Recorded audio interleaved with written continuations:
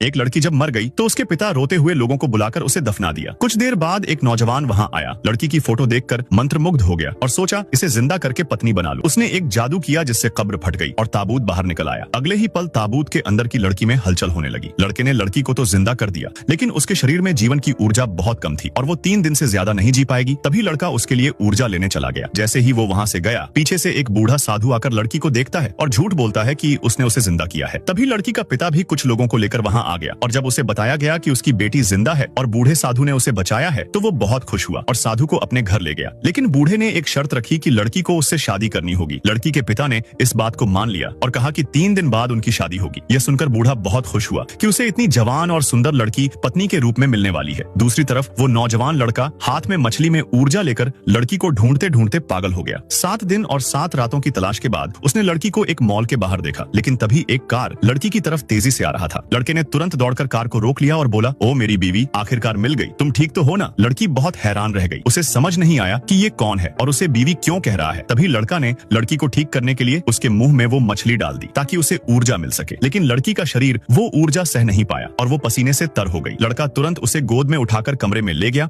और उसका इलाज करने लगा। उसकी देखभाल से लड़की धीरे धीरे ठीक होने लगी। लड़की को लड़के की ताकत और उसके अपनापन देखकर उस पर विश्वास होने लगा। तभी अचानक लड़की का पिता कुछ लोगों के साथ वहां आ गया और समझा कि इस लड़के ने उसकी बेटी को अगवा किया है। जैसे ही सब लोग उस लड़के को मारने के लिए आगे बढ़ता है, तभी लड़का सभी को कुत्तों में बदल देता है। ये देखकर लड़की का पिता डर जाता है।